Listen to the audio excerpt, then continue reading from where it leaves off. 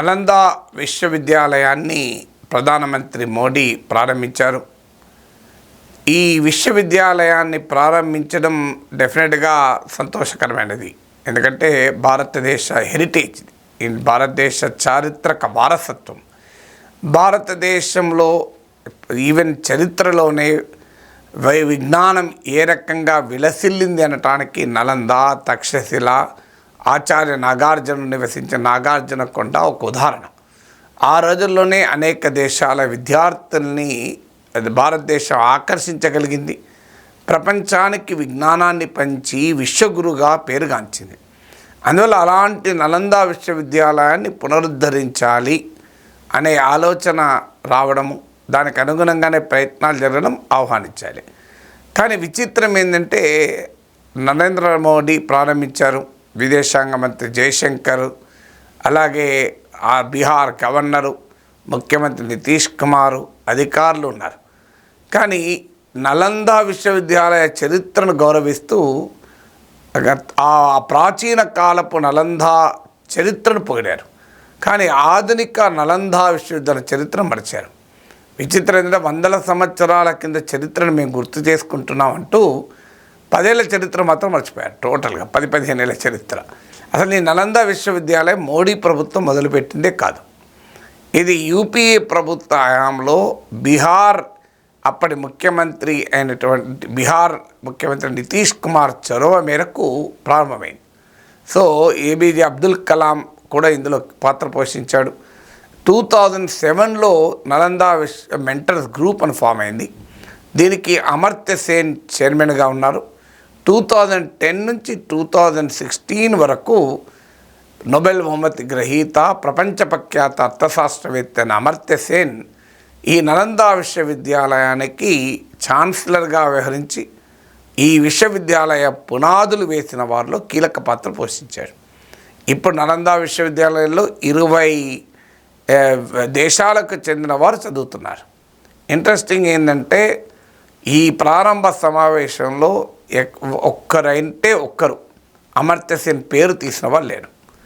ఎంత పారాడాక్స్ చూడండి మీరు. 100 సంవత్సరాల కిందటి చరిత్రను గుర్తు చేస్తూ, వారసత్వాన్ని గుర్తు చేస్తూ, ఆనాటి ప్రాచీన భారతదేశ వారసత్వంగా దీన్ని అభివృద్ధి చేస్తున్నామని చెప్తూ, ఆధునిక కాలంలో ఇది ప్రారంభమైన సందర్భంలో చేసిన కృషిని పూర్తిగా మర్చిపోయారు. సో 2007, 2010, 2016 యూపీఏ ప్రభుత్వం. పోనీ గత ప్రభుత్వానికి వీరు మార్కులు ఇవ్వదలుచుకోలేదు, అంతా మోడీ ప్రభుత్వమే చేశాడని చెప్పుకోదలుచుకున్నారు, చెప్పుకోండి. కానీ ఆ విశ్వవిద్యాలయానికి అంతర్జాతీయ ఖ్యాతిని తేవడంలో ప్రారంభంలోనే కీలక పాత్ర పోషించింది అమర్త్య సేన్. నిజంగా అమర్త్య సేన్ 2016 తర్వాత కేంద్ర ప్రభుత్వం ఒక రకంగా ఆయనను అప్రతిష్ట పాలు చేయడానికి అన్ని ప్రయత్నాలు చేసి ఆయనను పంపించేశారు. డాక్టర్ సుబ్రహ్మణ్య స్వామి బీజేపీ ఎంపీ అమర్త్య సేన్ 50 లక్షలు తీసుకున్నాడంటూ ఆరోపణలు కూడా చేశాడు. నలంద విశ్వవిద్యాలయం ఖండించింది కూడా. ఆయన ఒక్క నయా పైసా పారితోషికం తీసుకోకుండా ఈ విశ్వవిద్యాలయానికి సేవలు అందించాడు. ఆయనకు ఎలాంటి పర్క్స్ కానీ ఇన్సెంటివ్స్ కానీ మేము ఏమీ ఇవ్వలేదు అని కూడా పేర్కొన్నారు. సో అందువల్ల ఉచితంగా సేవలు అందించడంతో పాటు అమర్త్య సేన్ నోబెల్ బహుమతి గ్రహీత కనుక, ఆయనకు విశ్వవ్యాపిత గుర్తింపు ఉంది కనుక, అమర్త్య సేన్ అసోసియేట్ అయ్యి ఉంటే ప్రపంచ స్థాయి మేధావుల్ని ఈ నలంద విశ్వవిద్యాలయానికి తీసుకురావడానికి ఉపయోగపడేది. అంతర్జాతీయ గుర్తింపుకు ఇది ఉపయోగపడేది.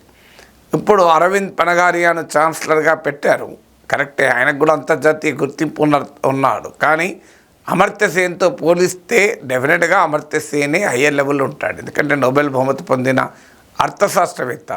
సో గ్లోబల్ ఇంటలెక్చువల్ కమ్యూనిటీలో నలంద విశ్వవిద్యాలయానికి ఒక ప్లేస్ వచ్చేది. కానీ సింపుల్ పాలిటిక్స్ కొరకు ఆ కంటిన్యూటీని మోడీ మర్చిపోయాడు. 100 సంవత్సరాల చరిత్రను గుర్తు చేసుకున్నాడు, కానీ 15 సంవత్సరాల చరిత్రను 10 ఏళ్ల కింద చరిత్ర మర్చిపోయారు. అందులో పాల్గొన్న అధికారులు కూడా 2014 నుంచి మోడీ వచ్చాక నలంద విశ్వవిద్యాలయంలో జరిగిన అభివృద్ధి మాత్రమే ప్రస్తావించారు. కనీసం ప్రారంభ సమయంలో దీనికి ఎవరు సేవలు అందించారన్నది కంప్లీట్గా మర్చిపోయారు. నితీష్ కుమార్ కాస్త గత చరిత్ర చెప్పే ప్రయత్నం చేశాడు, కానీ ఆయన కూడా అమర్త్య సేన్ పేరు తీయలేదట.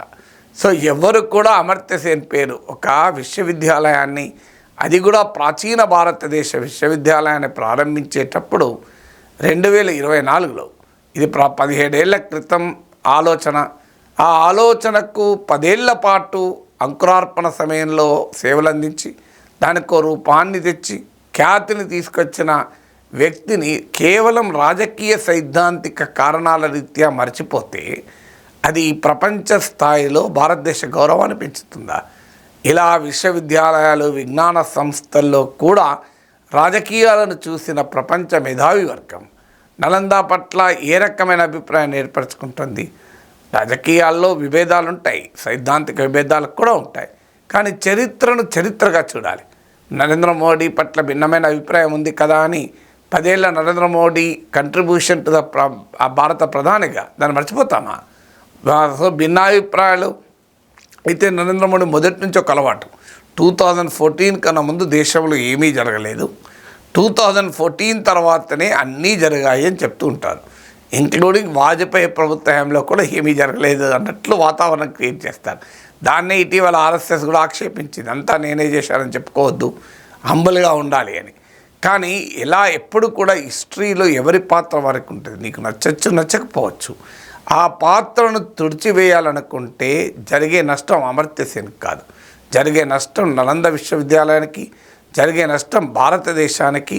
అది ప్రపంచ స్థాయి గుర్తింపు తెచ్చే కృషికి నష్టం జరుగుతుంది.